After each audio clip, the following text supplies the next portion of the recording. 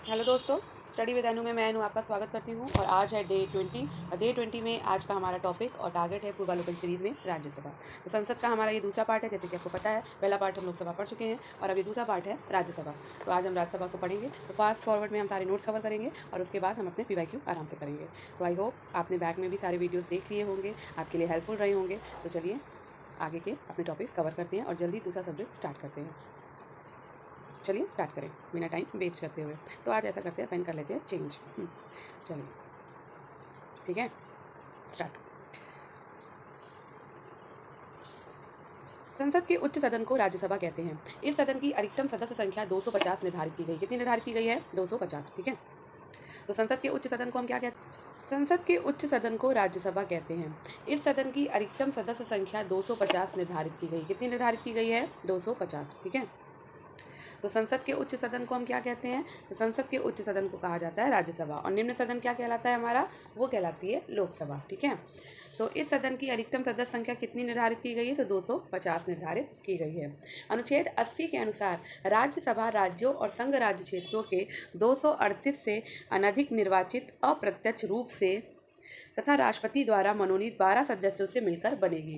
वर्तमान में 12 मनोनीत और 233 निर्वाचित सदस्यों सहित राज्यसभा की कुल सदस्य संख्या कितनी है? 245 है। राष्ट्रपति के द्वारा नामांकित किए जाने वाले सदस्य ऐसे व्यक्ति होंगे जिन्हें साहित्य, विज्ञान, कला और समाज सेवा में विशेष ज्ञान या व्यवहारिक अनुभव हो। राज्यसभा में प्रत्येक राज्य के प्रतिनिधियों का निर्वाचन उस राज्य की विधानसभा के निर्वाचित सदस्यों द्वारा किया जाता है। तो यहाँ ये बात क्लियर हुई कि राज्यसभा में प्रत्येक राज्य के प्रतिनिधियों का निर्वाचन उस राज्य की विधानसभा के निर्वाचित सदस्यों के द्वारा किया जाता है। राज्यसभा के लिए निर्वाचन अनुपातिक प्रतिनिधित्व पद्धति के अनुसार एकल संक्रमणी मत के द्वारा किया जाता है। और एकल संक्रमणी मत के द्वारा राष्ट्रपति और उपराष्ट्रपति का भी निर्वाचन होता है। याद होगा, हम जब इस टॉपिक को पढ़ चुके हैं। राज्यसभा का विघटन नहीं होता। ये इंपॉर्टेंट है कि राज्यसभा का कभी भी विघटन नहीं होता। ये एक स्थायी सदन है, जबकि लोकसभा का विघटन होता है और वो अस्थायी सदन है। राज्यसभा के यथासंभव निकटतम 1/3 सदस्य प्रत्येक 2 वर्ष की समाप्ति पर सेवानिवृत्त हो जाते हैं। ये इंपॉर्टेंट है। इस प्रकार इसके सदस्यों का कार्यकाल 6 वर्षों का होता है। राज्यसभा का सदस्य होने के न्यूनतम आयु कितनी वर्ष है? तो 30 वर्ष है। अच्छा, अब लोकसभा का कार्यकाल कितना है? 5 वर्ष का। राज्यसभा का 6 वर्ष का। लोकसभा के सदस्य होने के लिए न्यूनतम आयु कितनी चाहिए? 25 वर्ष। और राज्यसभा के लिए कितनी चाहिए? 30 वर्ष। राज्यसभा का सभापति राज्यसभा का सदस्य नहीं होता। तो ये बात हम उपराष्ट्रपति में पढ़ चुके हैं, क्योंकि राज्यसभा का सभापति कौन होता है? उपराष्ट्रपति होता है। भारत का उपराष्ट्रपति राज्यसभा का पदेन सभापति होता है। देखिए, यही बात लिखी है यहाँ पे। नेक्स्ट, जब उपराष्ट्रपति राष्ट्रपति के रूप में काम करता है तो उसे राज्यसभा के सभापति के रूप में कोई वेतन या भत्ता नहीं मिलता। ये भी हम उपराष्ट्रपति में पूरा पढ़ चुके हैं, लेकिन तो ये इंपॉर्टेंट है। ठीक है, इस अवधि में वो राष्ट्रपति को मिलने वाले वेतन और भत्ते प्राप्त करता है। ठीक है, राज्यसभा अपने सदस्यों में से एक उपसभापति चुनती है। उपसभापति अपना त्यागपत्र सभापति को देता है। किसको देता है? सभापति को। उपसभापति को राज्यसभा बहुमत से पद से हटा सकती है। जब सभापति का पद रिक्त हो तो उपसभापति उस पद के कर्तव्यों का पालन करेगा। तो आपको समझ में आ गया कि जब उपसभापति यानी उपराष्ट्रपति अपने पद पर नहीं होंगे तो उस समय कौन काम करेगा? तो उस समय काम करेगा उपसभापति। ठीक है, तो बहुत सारे लोगों के मन में क्वेश्चन आ रहा होगा कि जब राष्ट्रपति नहीं होता है तो उस समय उपराष्ट्रपति उनके पद पर काम करता है, तो जाहिर सी बात है कि वो उपसभापति का काम उस समय नहीं कर रहा होता है। तो जब वो उपसभापति का काम नहीं कर रहा होता है तो उस समय उसका काम कौन कर रहा होता है? तो अब आपको समझ आ गया होगा कि उसका काम उस समय उपसभापति कर रहा होता है। ठीक है, आगे बढ़ते हैं। जब उपराष्ट्रपति को उसके पद से हटाने का कोई संकल्प विचाराधीन हो तब वह सभापति के रूप में पीठासीन नहीं होंगे। ठीक है, ये इंपॉर्टेंट है। राज्यसभा में राज्यों को प्रतिनिधित्व उनकी जनसंख्या के अनुपात में दिया गया है। वर्ष 2003 में लोक प्रतिनिधि अधिनियम 1951 में संशोधन के माध्यम से ये व्यवस्था की गई कि कोई भी व्यक्ति राज्यसभा के लिए कहीं से भी चुनाव लड़ सकता है, चाहे वो किसी भी राज्य के संसदीय क्षेत्र का पंजीकृत मतदाता हो। अनुच्छेद 312 के तहत अखिल भारतीय सेवा, ये इंपॉर्टेंट है, इसको ज़रूर याद कर लीजिए। अनुच्छेद 312 के तहत अखिल भारतीय सेवाओं का सृजन राज्यसभा की एकांतिक शक्ति है। ठीक है, तो जितनी भी अखिल भारतीय सेवाओं का सृजन किया जाता है, गठन किया जाता है, वो सारी की सारी कौन करता है? राज्यसभा करती है, और संविधान के अनुच्छेद 312 के तहत करती है। ठीक है, भारत के संघराज्य क्षेत्रों में से मात्र 3 दिल्ली, पुडुचेरी और जम्मू कश्मीर संघराज क्षेत्र के प्रतिनिधि राज्यसभा में शामिल होते हैं। भारतीय संविधान की चौथी अनुसूची में राज्यसभा के लिए राज्यों व संघराज क्षेत्रों में सीटों के आवंटन का प्रावधान उल्लिखित है। तो जब हमने अनुसूचियाँ पढ़ी थी तो उस समय हमने ये पढ़ा था, ठीक है। तो इसलिए ये कोई नहीं कहेगा कि अरे हमें नहीं पता, तो ये पता होना चाहिए क्योंकि हम अनुसूचियाँ ऑलरेडी पढ़ चुके हैं। संविधान के अनुच्छेद 249 के तहत यदि राज्यसभा अपने उपस्थित एवं मत देने वाले सदस्यों के कम से कम 2/3 बहुमत से ऐसा संकल्प पारित करे कि राज्य सूची के किसी विषय पर विधि बनाना राष्ट्रीय हित में आवश्यक है, तो संसद उस विषय पर विधि बना सकती है, परंतु ये प्रस्ताव 1 वर्ष से अधिक समय तक अस्तित्व में नहीं रहता, ठीक है। तो ये आपका इम्पोर्टेंट है। अनुच्छेद 250 के अनुसार आपातकाल की स्थिति में संसद को राज्य सूची में उल्लिखित किसी विषय के संबंध में भारत के संपूर्ण राज्य क्षेत्र या उसके किसी भाग के लिए कानून बनाने की शक्ति होती है, परंतु आपातकाल की समाप्ति के पश्चात 6 माह की अवधि से अधिक यह प्रावधान प्रभावी नहीं होता। मतलब कि आप कानून बना देती है राज्यसभा, लेकिन जैसे ही आपातकाल खत्म होगा तो 6 महीने के बाद वो प्रभावी नहीं रहता है। 6 महीने तक ही प्रभावी रहेगा, उसके बाद वो आपका हटा दिया जाएगा, ठीक है। अनुच्छेद 252 के अनुसार 2 या 2 से अधिक राज्यों के विधानमंडल एक प्रस्ताव पारित कर यदि संसद से अनुरोध करें कि राज्य सूची के विषयों पर संसद द्वारा कानून बनाया जाए, तो संसद उन राज्यों के संदर्भ में उन विषयों पर कानून बना सकती है। अनुच्छेद 253 के अनुसार संसद को किसी अन्य देश या देशों के साथ संधि अथवा समझौते को लागू करने के उद्देश्य से किसी भी विषय पर कानून बनाने का अधिकार है। तो ये इंपॉर्टेंट है आपका, ठीक है। चलते हैं अब हम अपने PYQ सॉल्व करने में। तो हमने यहाँ पे फास्ट फॉरवर्ड में अपने नोट्स कंप्लीट कर लिए हैं और अब हम अपने PYQ आराम से सॉल्व करेंगे, ठीक है। तो क्वेश्चन है, राज्यसभा की निश्चित सदस्य संख्या क्या है? तो राज्यसभा की निश्चित सदस्य संख्या क्या है भाई? 250 है, हम देख चुके हैं, ठीक है। तो राज्यसभा की निश्चित सदस्य संख्या है 250। राज्यसभा की निश्चित अधिकतम संख्या कितनी है? 250 है, जिसमें राज्यों संघीय क्षेत्रों से 238 से अनधिक सदस्य और राष्ट्रपति के द्वारा साहित्य, विज्ञान, कला, समाज सेवा के क्षेत्र के मनोनीत 12 सदस्य हो सकते हैं। वर्तमान में राज्यसभा में कुल 245 सदस्य हैं, जिसमें 225 सदस्य राज्य विधानसभाओं के सदस्यों के द्वारा और 8 संघीय क्षेत्रों, 3 दिल्ली से, 1 पुडुचेरी से, 4 जम्मू कश्मीर से एकल संक्रमणी मत पद्धति से निर्वाचित होते हैं, जबकि 12 सदस्य जो हैं वो राष्ट्रपति के द्वारा मनोनीत किए जाते हैं, ठीक है। नेक्स्ट क्वेश्चन है, राज्यसभा में होते हैं, तो हमारे सारे ऑप्शन नहीं दिख रहे हैं, थोड़ा सा इसको स्मॉल कर लेते हैं, हाँ ठीक है। तो राज्यसभा में होते हैं, तो अब सारे पढ़िए और बताइए। 280 सदस्य, जिनमें से 20 सदस्य भारत के राष्ट्रपति के द्वारा मनोनीत होते हैं? नहीं। तो देखो भाई, 20 सदस्य मनोनीत वाला भी रॉन्ग है, 18 सदस्य मनोनीत वाला भी रॉन्ग है, 12 सदस्य होते हैं। अब इन दोनों में से देख लेते हैं कौन सा हमारा सही होगा, ठीक है। तो 250 सदस्य, जिनमें से 12 सदस्य भारत के राष्ट्रपति के द्वारा मनोनीत किए जाते हैं, ठीक है। अब डी कह रहा है कि 252 सदस्य, जिनमें से 12 सदस्य भारत के राष्ट्रपति के द्वारा मनोनीत किए जाते हैं। तो हमने अभी पढ़ा था कि 250 सदस्य और 12 सदस्य, ठीक है। तो हमारा कौन सा राइट होगा? सी राइट होगा, ठीक है। तो मैं आपको यहाँ बता देती हूँ कि संविधान के अनुच्छेद 80(1), ठीक है, क्या है? 80(1) ख, ठीक है, सॉरी, संविधान के अनुच्छेद 80(1) क ख में कहा गया है कि राज्यों के और संघ राज्य क्षेत्रों के 238 कितने 238 से अनधिक प्रतिनिधियों तथा राष्ट्रपति के द्वारा नामित निर्देशित किए जाने वाले 12 सदस्यों से मिलकर राज्यसभा बनेगी। लेकिन अधिकतम इसमें 250 दिए हुए होते हैं, ठीक है। अधिकतम 250, इससे ज़्यादा नहीं होगा, ठीक है। चलिए अब आगे बढ़ते हैं नेक्स्ट क्वेश्चन पे।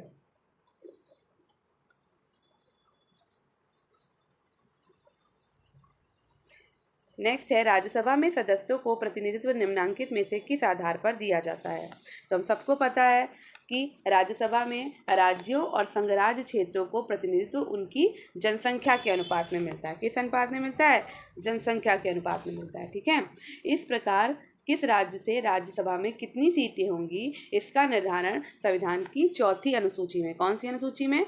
चौथी अनुसूची में किया गया है, ठीक है, दिया गया है। नेक्स्ट, निम्नलिखित कथनों पर विचार कीजिए। तो भाई 3 कथन दिए हैं, कौन सा सही है हमें ये बताना है। तो पहला है संघ राज्य क्षेत्रों का राज्यसभा में प्रतिनिधित्व नहीं होता। तो भाई संघ राज्य क्षेत्रों का राज्यसभा में प्रतिनिधित्व तो होता है, तो ये तो भाई आपका हो गया रॉन्ग। ठीक है, एक सेकेंड तो नीचे कर लेते हैं। तो ये आपका रॉन्ग हो गया भाई पहला वाला। ठीक है, संघराज्य क्षेत्रों का राज्यसभा में प्रतिनिधित्व होता है। दिल्ली के लिए कितने थे, मैंने बताया था दिल्ली के 3 सीटें हैं। पुडुचेरी के लिए कितनी सीटें हैं राज्यसभा में, 1 सीट है ना। तो राज्यसभा में प्रतिनिधित्व तो होता है, तो ये आपका रॉन्ग हो गया। अब दूसरा कहता है कि निर्वाचन झगड़ों का निर्णय करना मुख्य निर्वाचन आयुक्त के अधिकार क्षेत्र में है। तो भाई निर्वाचन संबंधी झगड़ों का निपटारा करना न्यायपालिका के अधिकार क्षेत्र में आता है, ना कि मुख्य निर्वाचन आयुक्त के क्षेत्र में। तो ये भी गलत है भाई। ठीक है, किसके क्षेत्र में आता है, न्यायपालिका के क्षेत्र में। ठीक है, ये भी रॉन्ग हो गया। अब आते हैं थर्ड में। भारत के संविधान के अनुसार संसद में केवल लोकसभा और राज्यसभा होती है। तो भाई ये तो गलत बात है। भारत के उसके अनुसार संसद में केवल लोकसभा और राज्यसभा थोड़ी ना होती है। अनुच्छेद 79 के अनुसार संसद के 3 अंग होते हैं। कौन कौन से होते हैं, राष्ट्रपति, लोकसभा और राज्यसभा, है ना, राज्यसभा है। तो क्या आप कह सकते हैं कि आपका तीसरा वाला ऑप्शन सही है, नहीं। ठीक है, मैंने क्या बोला कि संविधान के अनुसार संसद में केवल लोकसभा राज्यसभा नहीं होती। क्या कौन कौन होता है, राष्ट्रपति भी होता है, लोकसभा भी होती है और राज्यसभा भी। तो हमारे ये तीनों ही ऑप्शन गलत है, तो यहाँ पर हमारा ऑप्शन हो जाएगा कोई भी नहीं। ठीक है, नेक्स्ट देखो यहाँ सीटें लिखी हुई हैं। दिल्ली के लिए 3 सीटें हैं, पुडुचेरी के लिए 1, जम्मू कश्मीर के लिए 4। ठीक है, नेक्स्ट क्वेश्चन। राज्यसभा के सदस्य चुने जाते हैं। तो राज्यसभा के सदस्य कहाँ से चुने जाते हैं, तो हम सबको पता है, अभी हम पढ़ चुके हैं कि अनुच्छेद 84, ठीक है, अनुच्छेद 84 के अनुसार राज्यसभा के सदस्य राज्य विधानसभाओं के निर्वाचित सदस्यों द्वारा आनुपातिक प्रतिनिधित्व पद्धति के आधार पर एकल संक्रमणी मत के द्वारा चुने जाते हैं। तो किसके द्वारा चुने जाते हैं, तो राज्यसभा के सदस्य राज्य विधानसभाओं के द्वारा। ठीक है, निर्वाचित सदस्यों के द्वारा, ये याद रखना है हमको। तो यहाँ पे ऑप्शन आपका क्या हो जाएगा, तो यहाँ पे हमारा ऑप्शन हो जाएगा ए। ठीक है, नेक्स्ट क्वेश्चन। निम्नलिखित में से राज्यसभा के विषय में कौन सही है, तो दिए गए कूट से सही उत्तर का चयन करना है। तो भाई राज्यसभा भंग नहीं की जा सकती, बिल्कुल सही बात है, राज्यसभा भंग नहीं की जा सकती है। ठीक, नेक्स्ट। इसका कार्यकाल 5 वर्ष का होता है, बिल्कुल नहीं, इसका कार्यकाल 5 वर्ष का नहीं होता। कितने वर्ष का होता है, 6 वर्ष का होता है। प्रत्येक 2 वर्ष बाद इसके 1/3 सदस्यों का कार्यकाल समाप्त हो जाता है। तो ये बात बिल्कुल सही है कि प्रत्येक 2 वर्ष बाद इसके 1/3 सदस्य का कार्यकाल समाप्त हो जाता है। तो ये सही है। इसके सदस्य 25 वर्ष से कम आयु के नहीं होंगे, तो बिल्कुल गलत, इसके सदस्य 30 वर्ष से कम आयु के नहीं होंगे। तो हमारा कौन सा ऑप्शन सही हुआ, पहला और तीसरा। ठीक है, तो भाई मिलान कर लेते हैं। तो यहाँ पर हमारा ऑप्शन कौन सा सही है, सी सही है। ठीक है, ये वाला। नेक्स्ट क्वेश्चन पे चलते हैं। नीचे 2 कथन दिए हैं, एक को अभिकथन ए और दूसरे को कारण आर कहा गया। तो चलिए पढ़ लेते हैं भाई। अभिकथन दिया है कि राज्यसभा का विघटन नहीं होता, तो बात बिल्कुल सही है, राज्यसभा का विघटन तो नहीं होता है। अब कारण है उसके यथासंभव 1/3 सदस्य सेवानिवृत्त हो जाते हैं हर दूसरे वर्ष। ठीक है, तो भाई ये भी बात सही है। तो ये भाई दोनों बातें सही हैं। तो अब ये बताओ कि क्या ये दोनों एक दूसरे की वो कर रहे हैं, तो ए और आर दोनों सही हैं। और ये बात बिल्कुल सही है कि उसका विघटन नहीं होता है। तो इसका यही कारण है कि इसके सदस्य जो हैं वो हर दूसरे वर्ष 1/3 सदस्य सेवानिवृत्त हो जाते हैं। ठीक है, नेक्स्ट। राज्यसभा के सदस्य का कार्यकाल कितने वर्ष का होता है, तो अभी हमने देखा था कि राज्यसभा के सदस्य का कार्यकाल होता है 6 वर्ष का। अनुच्छेद, और ये बात किस में लिखी है, ये बात लिखी है अनुच्छेद 83(1) में। ठीक है, राज्यसभा का विघटन नहीं होगा, अर्थात ये एक स्थायी सदन है और इसके 1/3 सदस्य प्रत्येक 2 वर्ष की समाप्ति पर सेवानिवृत्त हो जाते हैं। इस प्रकार राज्यसभा के सदस्यों का कार्यकाल 6 वर्ष होता है। नेक्स्ट।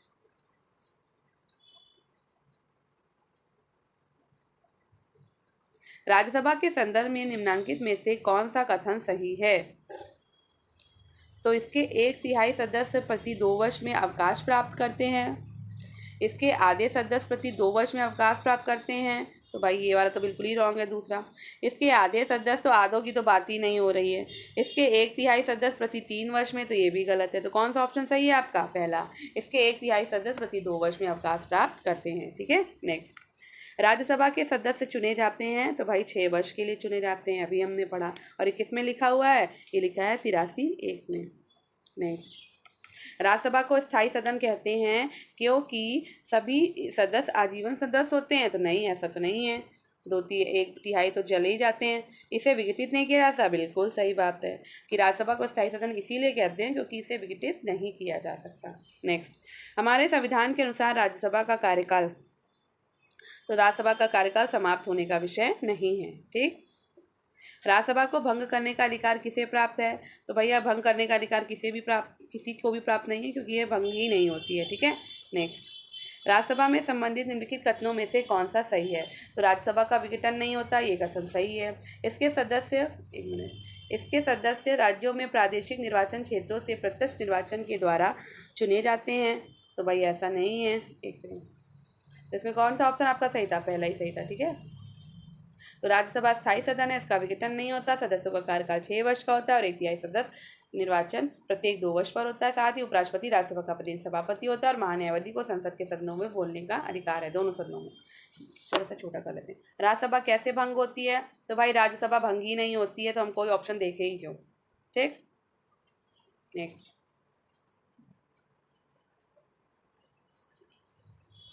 राज्यसभा किसके द्वारा भंग की जा सकती है? तो उपरोक्त में से किसी के द्वारा नहीं। राष्ट्रपति द्वारा राज्यसभा में कितने व्यक्ति मनोनीत किए जाते हैं? तो हमको पता है कि 12 व्यक्ति मनोनीत किए जाते हैं। ठीक है ना, पता है ना कि 12 व्यक्ति मनोनीत किए जाते हैं।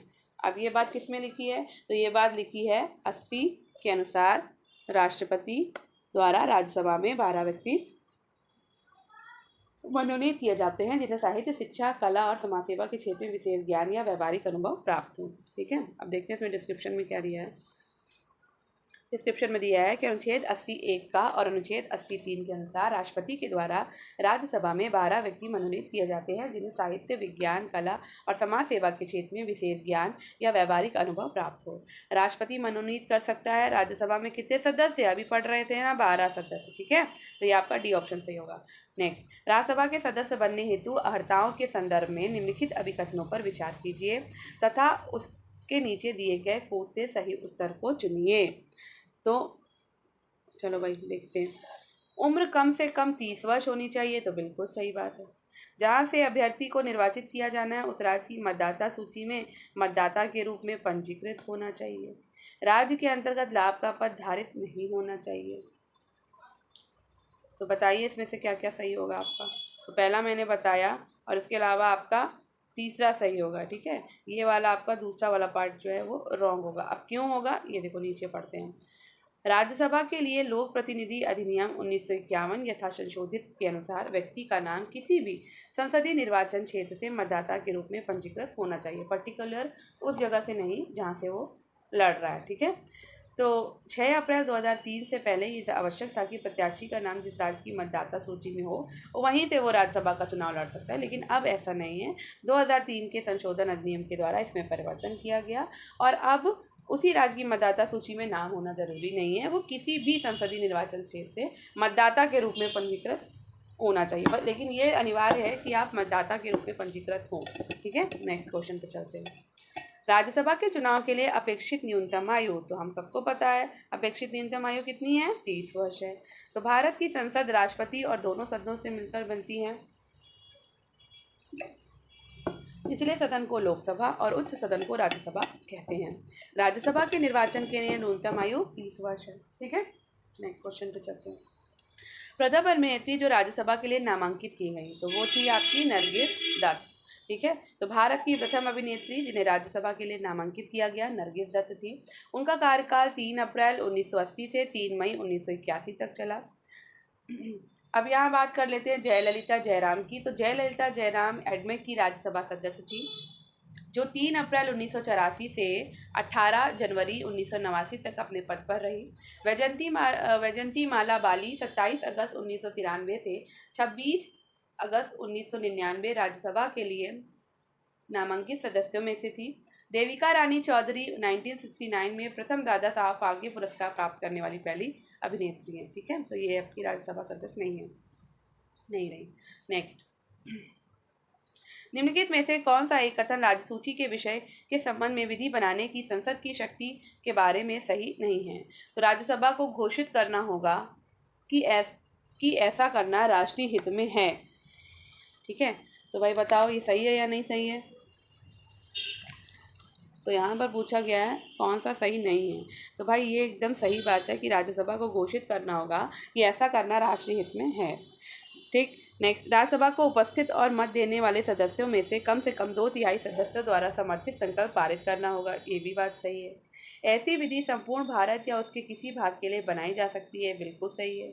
ठीक है, तो 3 तो हमारे सही हो गए। अब चौथे पे चलते हैं। राज्य सूची में सम्मिलित विषय के संबंध में राष्ट्रीय हित में विधि केवल राज्यसभा बना सकती है, तो ऐसा नहीं है। ठीक है, अब डिस्क्रिप्शन देख लेते हैं। संविधान के अनुच्छेद 249 के तहत यदि राज्यसभा अपने उपस्थित एवं मत देने वाले सदस्यों के कम से कम 2/3 बहुमत से ऐसा संकल्प पारित करे कि राज्य सूची के किसी विषय पर विधि बनाना राष्ट्रीय हित में जरूरी है, तो संसद उस विषय पर विधि बना सकती है। साथ ही ऐसी विधि संपूर्ण भारत या उसके किसी भाग के लिए बनाई जा सकती है।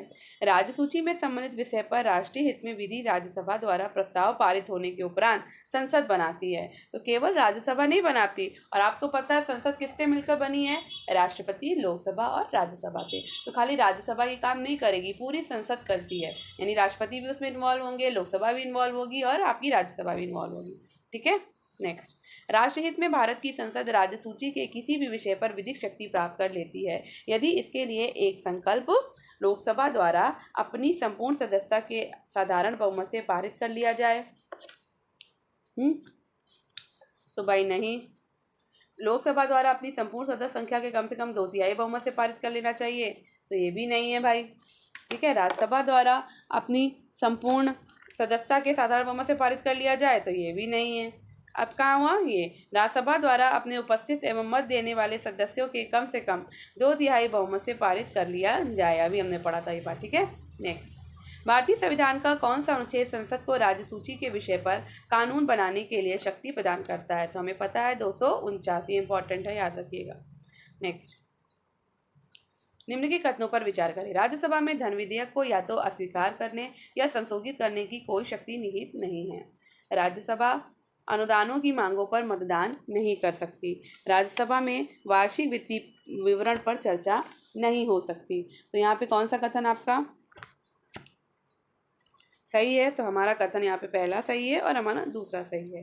ठीक है, ये राज्यसभा वार्षिक वित्तीय विवरण पर चर्चा नहीं हो सकती, तो ऐसा नहीं है भाई, चर्चा हो सकती है। तो अनुच्छेद 109 में बता देती हूँ। अनुच्छेद 109 के अनुसार धन विधेयक केवल लोकसभा में प्रस्तुत किए जा सकते हैं।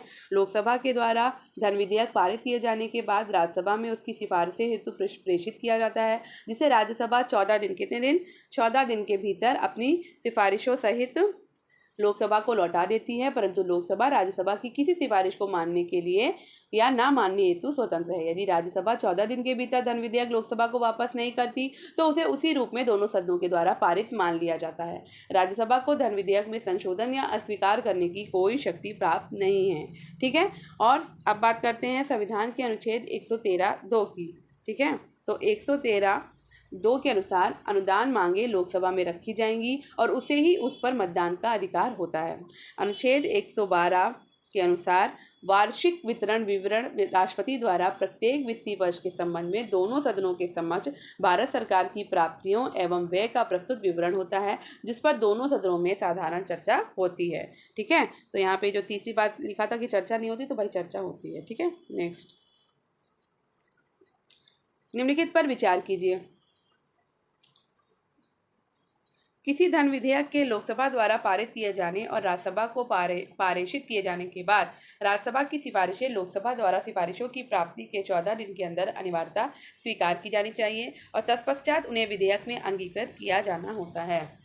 तो भाई ऐसा जरूरी है क्या? तो नहीं, ऐसा जरूरी नहीं है। धन विधेयक राज्यसभा में पेश नहीं किया जा सकता, तो भाई धन विधेयक राज्यसभा में पेश किया जाता है। तो ए गलत है अच्छा हाँ, ये बात है कि पेश नहीं, हाँ तो भाई लोकसभा में पेश होता है, राज्यसभा में पेश नहीं होता है, लेकिन उसके लोकसभा में पेश होने के बाद वहाँ पे पहुँचाया जाता है। तो पहला वाला तो आपका बिल्कुल रॉन्ग है कि सिफारिशें जो है वो 14 दिन के अंदर माननी चाहिए। सॉरी, तो ये जो है आपका रॉन्ग है, तो कारण आपका सही है। ठीक है, नेक्स्ट। निम्नलिखित में से कौन सा विधेयक राज्यसभा में प्रथम बार प्रस्तावित नहीं? तो भाई धन विधेयक आपका राज्यसभा में प्रस्तावित नहीं होता, लोकसभा में प्रस्तावित होता है। राज्यसभा किसी धन विधेयक में सारभूत संशोधन करती है तो तत्पश्चात क्या होगा? लोकसभा राज्यसभा की अनुशंसा को स्वीकार करे या स्वीकार करे, इस विधेयक पर आगे कार्रवाई कर सकती है, तो ये बात भाई सही है। लोकसभा विधेयक पर आगे कोई विचार नहीं कर सकती, तो भाई गलत है। विचार कर भी सकती है, नहीं भी कर सकती है। लोकसभा विधेयक को पुनर्विचार के लिए राज्यसभा को लौटा सकती है, नहीं, ऐसा कुछ नहीं होता है। राष्ट्रपति विधेयक को पारित करने से बैठक आहूत कर सकते हैं, ये भी गलत है। तो पहला वाला आपका सही है कि अगर भाई आता है तो लोकसभा उसको स्वीकार भी कर सकती है, नहीं भी स्वीकार कर सकती है। ठीक है, नेक्स्ट। संविधान के अनुच्छेद 109(2) के अनुसार लोकसभा राज्यसभा की अनुशंसाओं को या तो स्वीकार करेगी या उनमें से सभी यकीनी को अस्वीकार करेगी, क्योंकि धन विधेयक के बारे में लोकसभा को विशेष प्राधिकार संविधान के द्वारा प्रदत्त है। ठीक है, नेक्स्ट। इनमें से कौन सी शक्तियाँ लोकसभा को राज्यसभा की तुलना में अनन्य रूप से प्राप्त है? तो धन विधेयक केवल लोकसभा में प्रस्तुत किया जाएगा, ये भाई तो बिल्कुल प्राप्त है। धन विधेयक के निरस्तीकरण और संशोधन के संबंध में भी प्राप्त है। मंत्रिपरिषद के उत्तरदायित्व के संबंध में और अखिल भारतीय सेवाओं के सदन में, तो भाई अखिल भारतीय सेवाओं के सदन में जो है वो राज्यसभा को प्राप्त है। ठीक है, लोकसभा को नहीं प्राप्त है। ठीक, और आपका तीसरा वाला देख लेते हैं, मंत्रिपरिषद के उत्तरदायित्व के संबंध में। तो हमारा मंत्री परिषद के उत्तरदायित्व के संबंध में नहीं प्राप्त है। ठीक,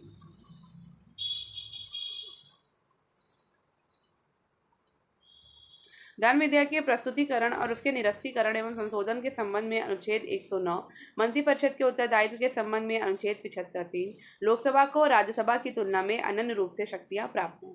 अखिल भारतीय सेवाओं के सदन अनुच्छेद 312 के संबंध में राज्यसभा को अनन्य शक्ति प्राप्त है। ठीक है, तो आपका पहला, दूसरा, तीसरा तो भाई लोकसभा के लिए, लेकिन चौथा आपका राज्यसभा के, उसमें लोकसभा कुछ नहीं कर सकती है। नेक्स्ट। निम्नलिखित विशेषाधिकारों में से कौन से भारत के संविधान द्वारा राज्यसभा को प्रदत्त किए जाते हैं?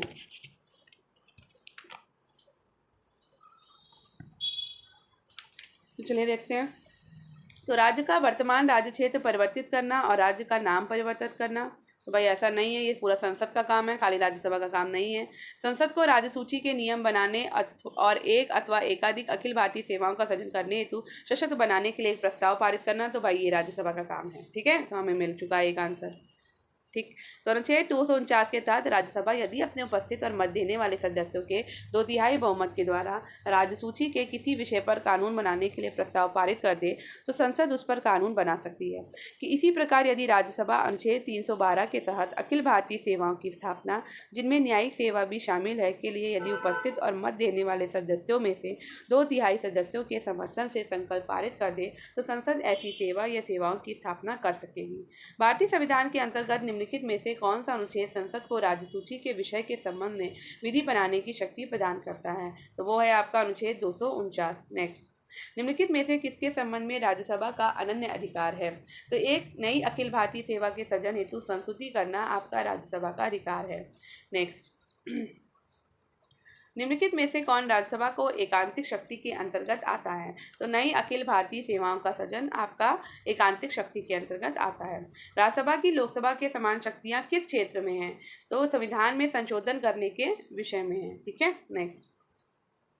यदि सरकार राज्यसभा में पराजित हो जाए तो क्या होता है? तो उपयुक्त में से कुछ भी नहीं होता है। प्रधानमंत्री ना तो अपना त्याग पत्र देंगे, ना ही संसद भंग होगी और ना ही राष्ट्रपति शासन लागू होगा।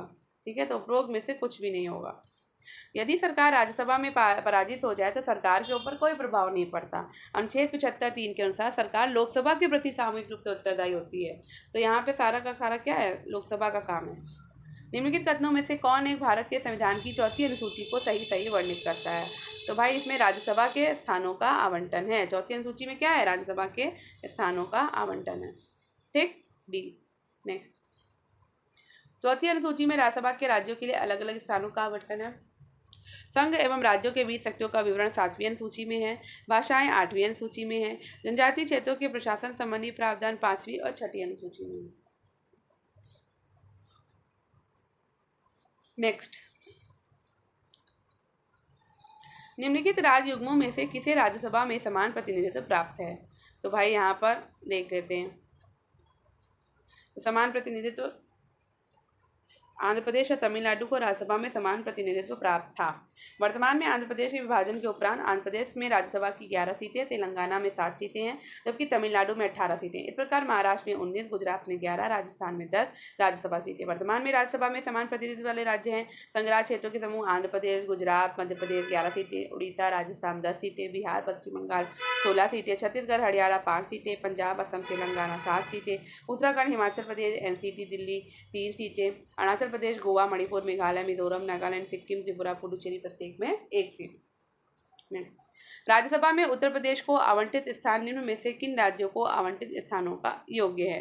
तो भाई यहाँ पे भी आंध्र प्रदेश 11, पूर्व में कितनी थी 18, मध्य प्रदेश की 11 और पूर्व में कितनी थी 16, तमिलनाडु की 18 सीटें, बिहार की 16 सीटें, गुजरात की 11 सीटें, महाराष्ट्र की 19 सीटें, यूपी की 31, पहले थी 34, पश्चिम बंगाल की 16, कर्नाटक की 12। इस प्रकार यूपी की 34 सीटें उत्तराखंड बनने के बाद अब 31 हो गई हैं। ठीक है, मध्य प्रदेश से छत्तीसगढ़ बन जाने से सीटों की संख्या 16 से 11 रह गई।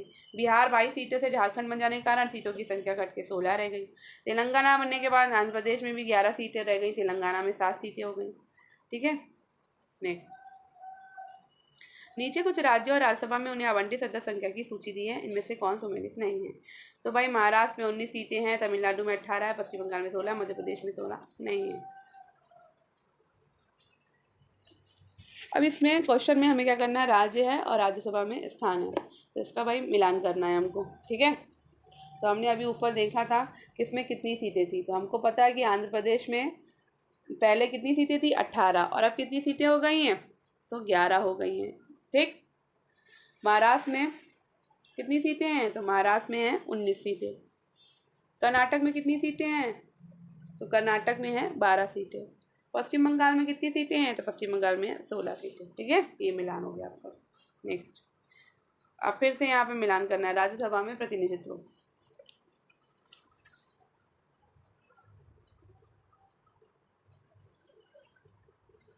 तो गुजरात में कितनी सीटें हैं, तो गुजरात में भाई इस समय 11 सीटें हैं। ठीक है, कर्नाटक में कितनी सीटें हैं, 12 सीटें। अब बचा आपका राजस्थान और पंजाब, तो राजस्थान और पंजाब में कितनी कितनी सीटें हैं,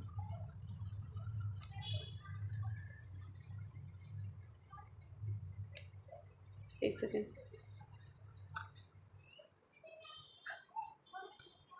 राजस्थान में 10 सीटें हैं, गुजरात में आपकी 11, कर्नाटक की 12 और पंजाब में 7 सीटें। ठीक है, नेक्स्ट,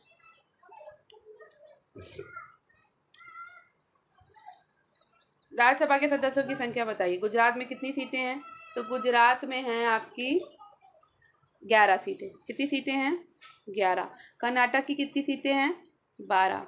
केरल में कितनी सीटें हैं, 9। और उड़ीसा में कितनी सीटें हैं, 10। ठीक है, नेक्स्ट, कौन सा सही सुमेलित नहीं है, तो लो हमें आंसर पहले ही दिख गया कि आंध्र प्रदेश सुमेलित नहीं है। तो आंध्र प्रदेश में कितनी सीटें हैं, तो आंध्र प्रदेश में पहले 18 थी, लेकिन अब कितनी हो गई हैं, 11 हो गई हैं। ठीक है, नेक्स्ट, 7 सीटें कहाँ चली गई, तेलंगाना में चली गई। निम्नलिखित में से किस राज्य से राज्यसभा के लिए निर्वाचित सदस्यों की संख्या सबसे कम है, तो भाई जम्मू कश्मीर से सबसे कम है। ठीक है, जम्मू कश्मीर में कितनी है, 4। संघीय क्षेत्रों को प्रतिनिधित्व प्राप्त है संसद के दोनों सदनों में। ठीक है, लोकसभा में भी और आपके राज्यसभा में भी। निम्नलिखित कथनों पर राज्यसभा का सभापति तथा उपसभापति उस सदन के सदस्य नहीं होते, तो क्या ये बात सही है, तो ये बात बिल्कुल सही है। जबकि राष्ट्रपति के निर्वाचन में संसद के दोनों सदनों के मनोनीत सदस्यों को मतदान का कोई अधिकार नहीं होता, उनको उपराष्ट्रपति के निर्वाचन में मतदान का अधिकार होता है, तो ये बात सही है। ठीक है, नेक्स्ट, राज्यसभा का अध्यक्ष, तो राज्यसभा का अध्यक्ष उपराष्ट्रपति पदेन अध्यक्ष होता है। ठीक है, नेक्स्ट, संविधान के अनुच्छेद 89(1) में ये उल्लेखित है कि भारत का उपराष्ट्रपति राज्यसभा का पदेन सभापति होगा। अनुच्छेद 66(1) के तहत उपराष्ट्रपति का निर्वाचन संसद के दोनों सदनों राज्यसभा लोकसभा के सदस्यों को मिलाकर दो बनने वाले निर्वाचक मंडल के द्वारा किया जाता है। किसी राज्यसभा का अध्यक्ष उसका सदस्य नहीं होता। किस सभा का अध्यक्ष उसका सदस्य नहीं होता है? तो हमने अभी पढ़ा, राज्यसभा का सदस्य उसका अध्यक्ष उसका सदस्य नहीं होता, यानी उपराष्ट्रपति। ठीक है। राज्यसभा का पदेन सभापति कौन होता है? तो राज्यसभा का पदेन सभापति होता है उपराष्ट्रपति। निम्नलिखित में से किस एक सदन का अध्यक्ष एक गैर सदस्य होता है? तो वो होता है राज्यसभा का। नेक्स्ट, निम्न में से कौन राज्यसभा का अध्यक्ष होता है? तो राज्यसभा का अध्यक्ष होता है भारत का उपराष्ट्रपति। नेक्स्ट, राज्यसभा के चेयरमैन कौन होते हैं? तो राज्यसभा के चेयरमैन होते हैं भारत के उपराष्ट्रपति। राज्यसभा के वर्तमान सभापति कौन है भाई? ये बताने हैं। तो राज्यसभा के वर्तमान सभापति मैंने कल बताया था आपको, कौन है? तो राज्यसभा के सभापति कौन होते हैं? उपराष्ट्रपति होते हैं। ठीक है। तो इस समय कौन है? जगदीप धनखड़। उस समय वेंकैया नायडू थे, पर अब जगदीप धनखड़ है। राज्यसभा का सर्वोत्तम गठन किस वर्ष में हुआ?